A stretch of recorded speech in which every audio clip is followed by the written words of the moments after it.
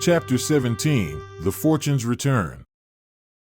The early autumn winds of September filled the sails of the Fortune as she rounded the southern tip of the Maryland Peninsula on the last leg of her journey up the Potomac and to Occoquan Bay. Captain Artemis and his first officer, Mr. Deeks, stood on the upper deck observing carefully as the crew busied themselves tending to the sails. Artemis had just returned with his binoculars that he had fetched from his quarters, searching the horizon for any sign of the Fortune's sister ship the Exeter, which had left Savannah several weeks earlier. From his perch on the upper deck, Artemis sensed, as he took a deep breath of cool morning air, that a change in the weather would be coming very soon, and this would most likely be the Fortune's last opportunity to explore this area before the weather started to change again. Artemis had set his plan in motion, and he was determined to make the most of it. "Captain, we should be pulling into Belmont Bay in under an hour. I gave Mr. Heinrich orders to have the boats ready as soon as we drop anchor," said Deeks, keeping a careful eye on the ship's wheel. "Any sign of the Exeter or our new dock yet, Mr. Deeks?" asked Artemis. "No, sir, but we probably won't see them anyway until we get closer to the bay, if at all," Deeks explained. "They had a good head start, sir. If all went well, they should be finished by now and long gone." "I certainly hope so. I'm counting on it," grumbled Artemis, who again continued searching ahead along the shoreline with his binoculars for any sign of their sister ship, the Exeter. "Deeks, have you seen Mr. Rolando at all this morning?" asked Artemis.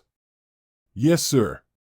He was up on deck a few minutes before you came up," said Deeks, scratching his chin before continuing. "Along with Mr. Montez, they both seemed overly curious about what shore preparations we were making.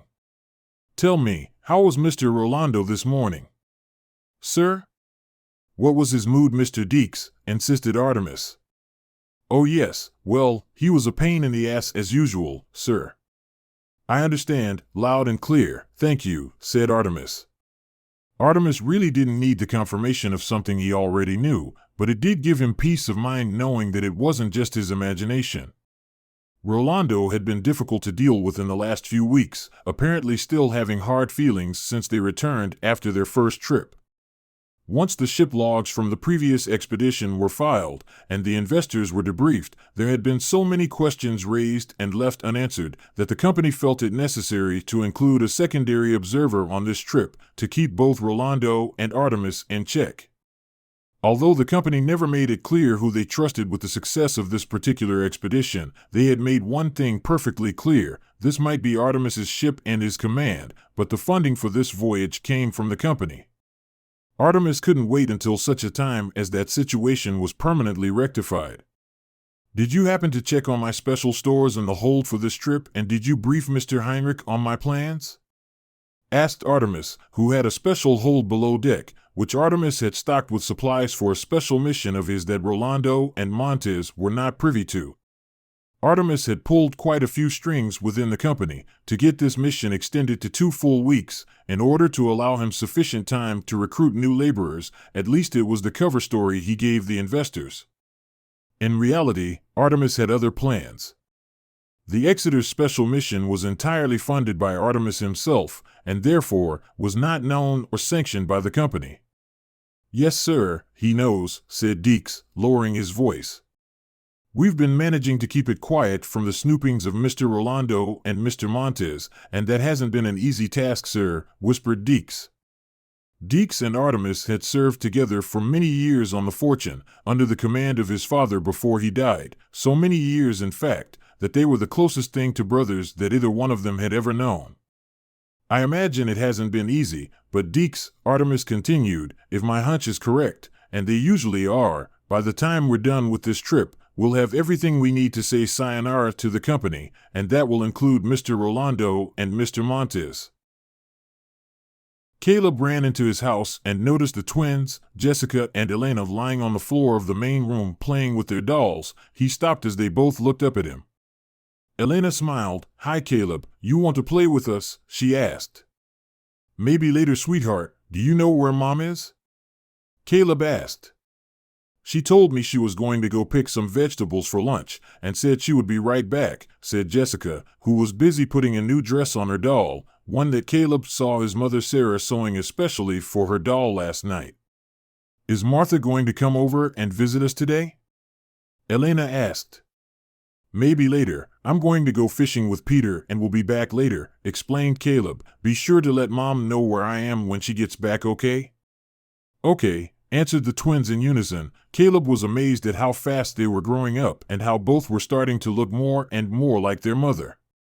Caleb quickly ran into his bedroom and opened up his chest of drawers sitting across from his bed, reaching deep in the bottom drawer in the back where he kept all the items hidden that he had brought back from the cave. He pulled some of them out and laid them on his bed. What should I bring with me? He wondered. He suddenly noticed one of the items he had brought back from the cave but had forgotten about, small booklet that had map of Virginia written on it. He opened it up and laid it across his bed to get a better look at it.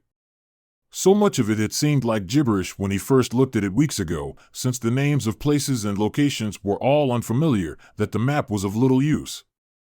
But now, several names on the map stood out to him.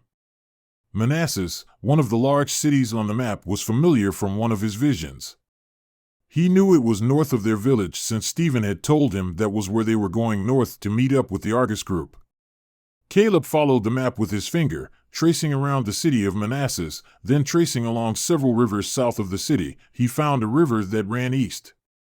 Perhaps, to the trained eye of someone who once lived in the area maybe 100 years in the past, it would have been obvious, but to Caleb, who had never seen such a thing in his life, a map was a difficult thing to make sense of. But as he followed the blue and yellow lines of the river and roadways, he noticed several markings that he began to recognize.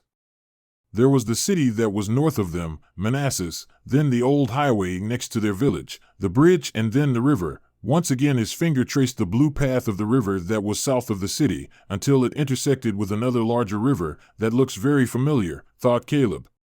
Again, his finger traced the winding path of the river down the map until he found a bridge marked on the map with a number next to it. The number 234 was written within a small circle. This marking must be the old roadway next to our village, thought Caleb, as all the markings on the map slowly began to make sense. Then if I follow this river, he thought, while his finger continued following the twisty blue line in the opposite direction, he stumbled across another familiar name on the map that he recognized. Here it is, Eden Road, State Route 646. I found it, exclaimed Caleb aloud. Jessica and Elena must have heard him, as he heard them calling his name from the main room. Caleb, are you okay? Asked Jessica. I'm just fine, he answered. You going to be able to play with us? Pleaded Elena. I'll be out in a minute. Caleb quickly grabbed up the map, folded it up, and stuffed it into his backpack. He then reached back into his drawer and grabbed the small first aid kit, along with a few extra clothes, and stuffed them all into his pack. Once he had everything, Sarah had returned through the back door with an armload of vegetables cradled in her arms as Caleb stepped into the main room. Hi Caleb, where are you off to now? She asked. Peter invited me to go fishing down by the river with him this afternoon, so I just came in to pack up some things to take with me, Caleb explained, not wishing to sound too anxious as his heart was beating frantically. Well, good luck then. You and Peter have fun fishing. By the way, did you finish all the work for today on the north field for your father and Stephen? She asked. We're all done, and Peter even helped me plant all the seed too, so we're all caught up for tomorrow even, said Caleb. Wow, you two wanted to go fishing badly, I guess, huh? Asked Sarah, as she dumped her armload of vegetables onto the counter and grabbed a large knife to begin cutting them up. Just be careful, and don't be out past dinner time, said Sarah. Yep, we will. Be back later, said Caleb, pausing before running out the door.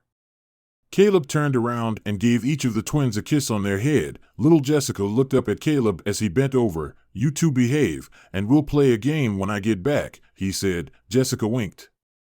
Love you, Mom, shouted Caleb as he headed out the front door. When Caleb arrived at Peter's house, he saw Martha and Peter both standing outside with their backpacks on waiting for him. What's this all about? Asked Caleb. Martha wants to tag along. I said she could, explained Peter. Martha stood, staring at Caleb as his mouth hung open in disbelief, not sure of what to say yet. Couldn't we at least ride our horses to the river, guys? Asked Martha.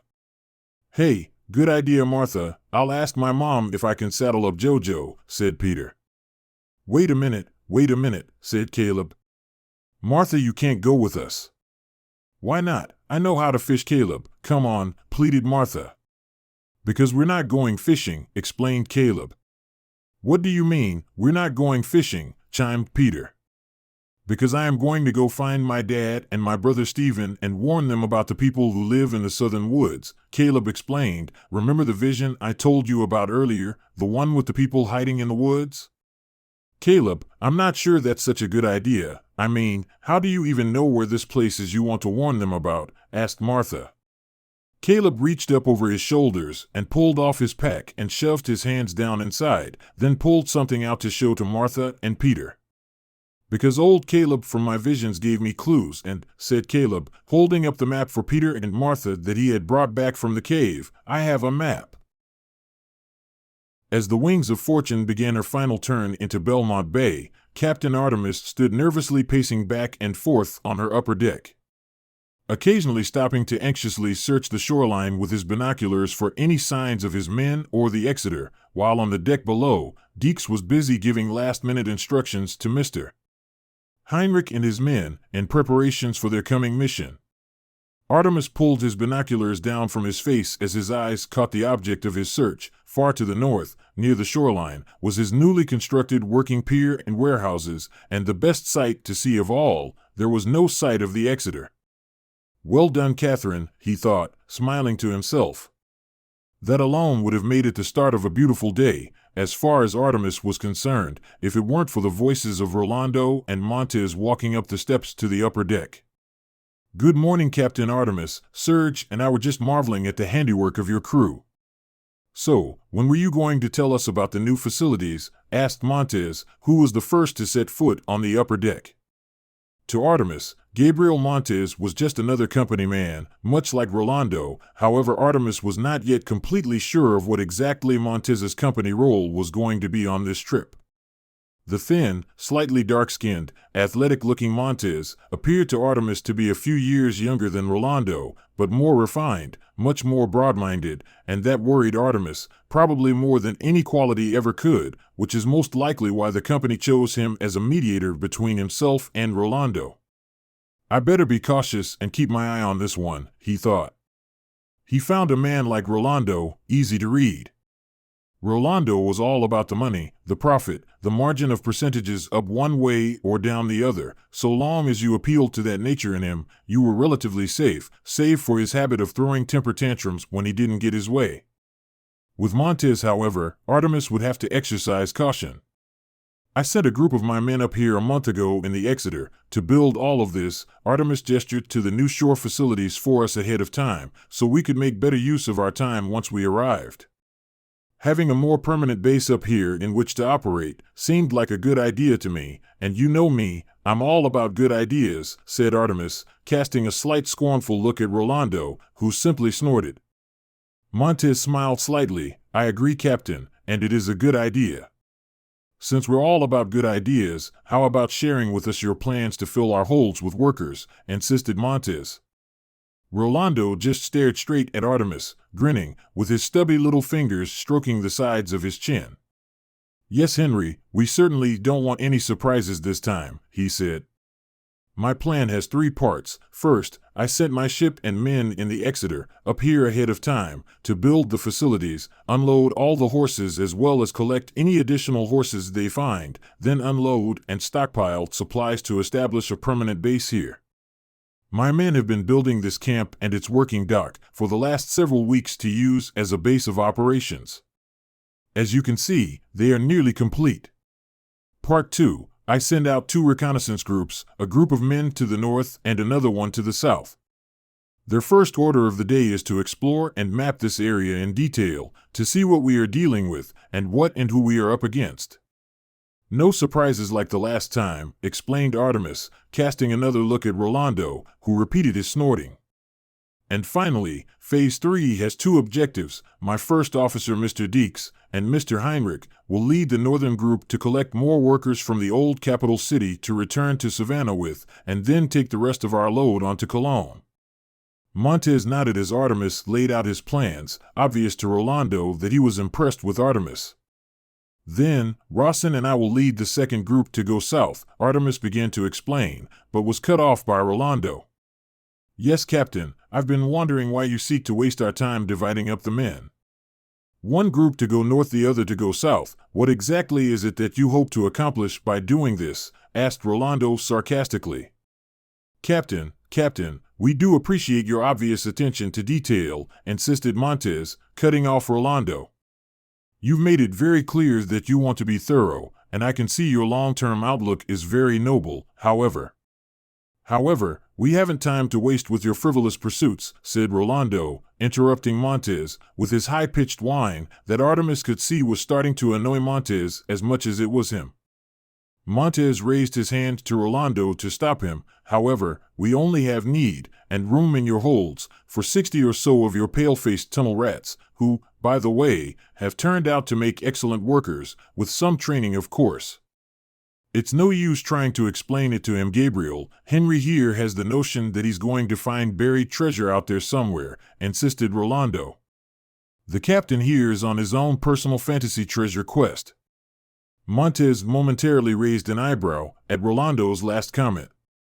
I see. Well, I don't have a problem with that, Serge, looking directly at Artemis, then Rolando, who seemed surprised at Montez's reaction.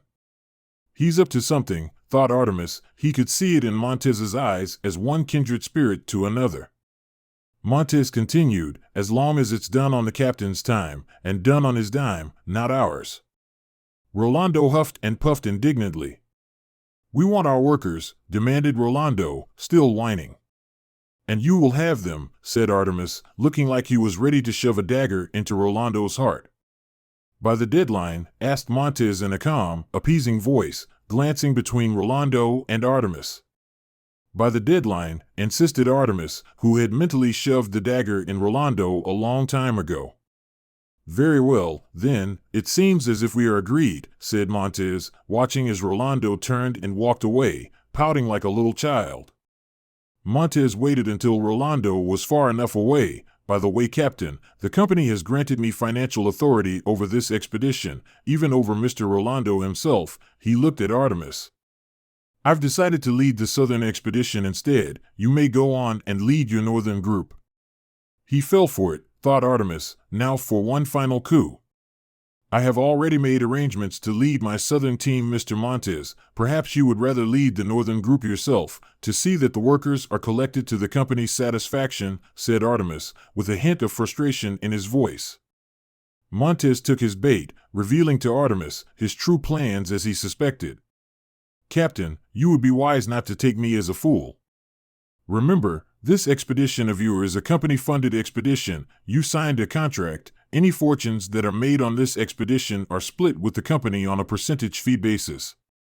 I'm not sure exactly what you were expecting to find in the South, but I have my suspicions, said Montez, who turned to leave, then stopped and faced Artemis once more.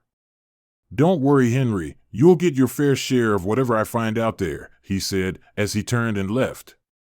You son of a bitch, thought Artemis, who was now trying to decide which of the two he should shoot first, Montez or Rolando. Artemis stayed on deck for a few more minutes, watching Deeks readying the men below for the northern trip, the one that Artemis was counting on leading all along. There was no turning back now. His plan was in motion. Artemis turned and headed to his cabin to get his things ready, as he now placed his hopes and fortunes on the findings of his northern expedition, the success of the crew of the Exeter, and Catherine's timely arrival. When Artemis returned to his cabin, he took another long look over the old map that his father gave him years ago that was spread out across his desk. Father, he mumbled to himself. It's all up to you now. I sure hope all the stories you told me were true. You have been listening to Caleb Elgin, The Rise of the Clans by David E. Farmer. Also available on Amazon Kindle. More chapters coming soon. Thank you for listening. Have a great day. Bye-bye.